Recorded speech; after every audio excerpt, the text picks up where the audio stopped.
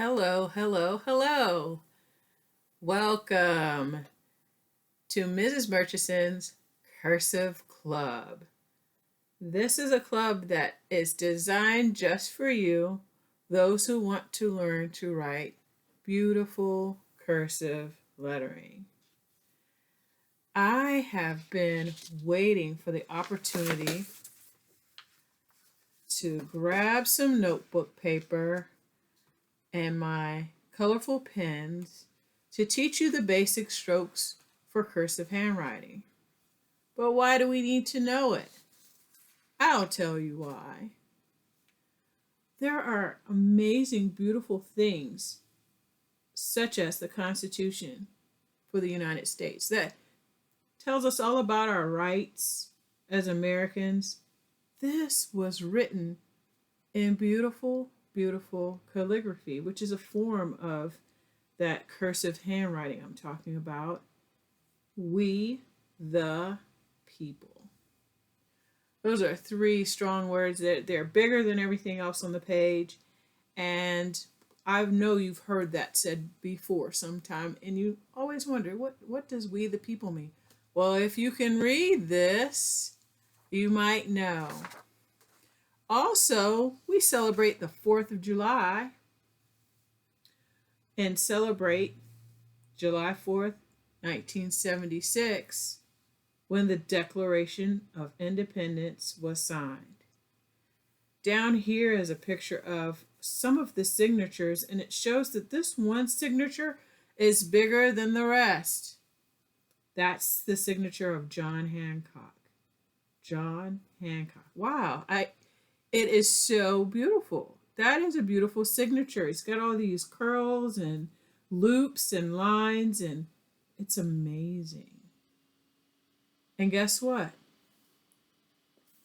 They probably started off the way they did, that we are, with cursive strokes. Let's learn some basic strokes. I think cursive is like an art form. I just really do.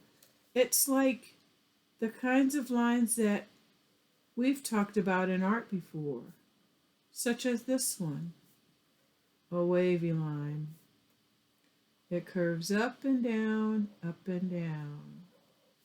I like this lined paper because it helps me to keep things straight. I don't know how they kept things straight back in those days without lines on the paper. That's just pretty amazing.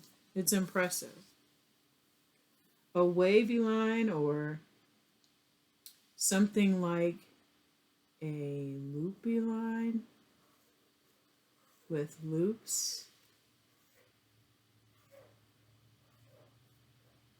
I bet you didn't know that learning to draw those kinds of lines in art class would help you with your handwriting. But yes, indeed, they do. I have so many colors over here. I think I'm going to switch. Good. Let's try this bumpy line. So many letters in cursive are formed when you have these humps and bumps. They just bounce up and down.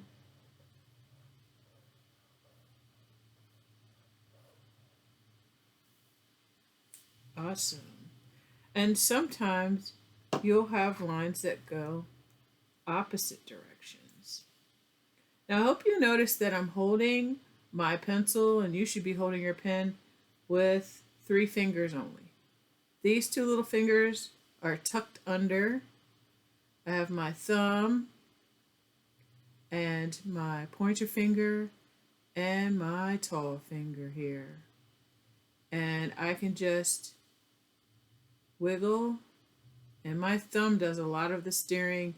These other 2 guys just hold my pencil.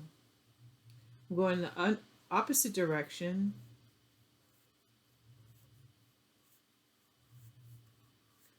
The beautiful thing about cursive also is that the lines are slanted. Did you notice that I had slanted my paper to the left? That's because I'm right-handed. If I were writing with my left hand, I would turn my paper in this direction. So that is good news for left-handed writers. Your papers are turned to the right. You give it a slant to the right. Also, something you might have noticed that I'm doing is I am starting at this dark red line. There are holes here on this kind of paper, this loose leaf notebook paper, and there's a dark red line. That's your starting point. That's your starting line. And then on this side, you see a light red is very faint. On this side, I like to stop there because it keeps everything neat and gives nice margins around there. I did a loop up here, but this time I'm going to do the loop upside down. Take your time. Try to stay between the blue lines. Very good. There are so many ways to make lines and so many ways to form your letters for cursive. I'm going to do that wavy line again, but this time I'm going to spread it out and take my time, and I'm trying to make them all the same distance apart. This is very fun. I like to call this the Great Wave. It reminds me of a painting called The Great Wave by a Japanese artist named Hokusai. And in the painting there was a big tidal wave that was crashing.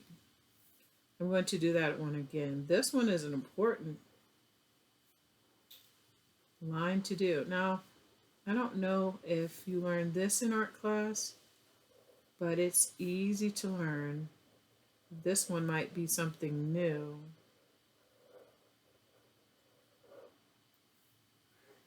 So, when you're practicing cursive, sometimes you might need to do something more than once and really get your rhythm. The thing about cursive is you never really take your pencil, your pen, your marker off the page.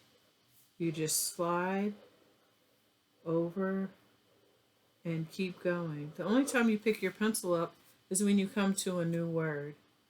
Just leave a space between.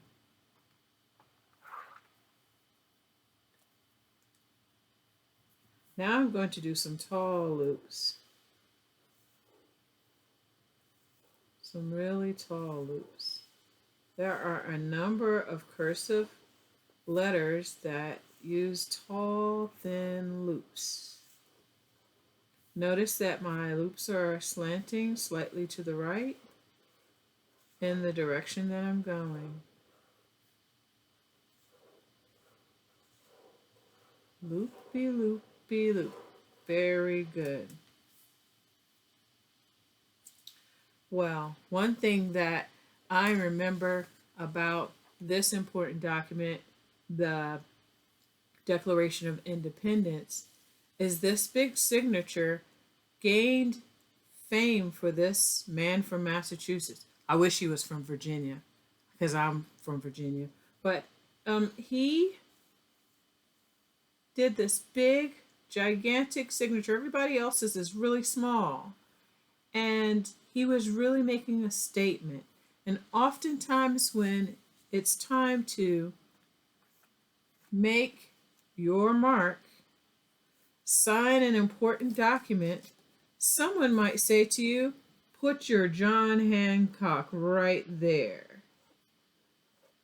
If you hear someone say that, you'll know they mean your signature.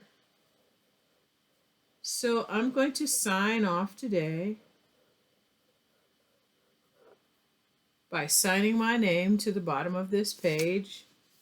And I want you to remember to go with the flow. Let your lettering flow and your practice flow as you are practicing your strokes for cursive.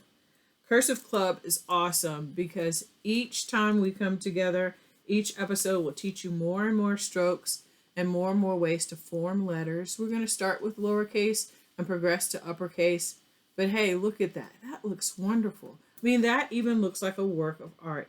And I think beautiful handwriting is a work of art. So I'm signing off. Mrs. M is signing off for tonight. And thank you very much. Come see me again.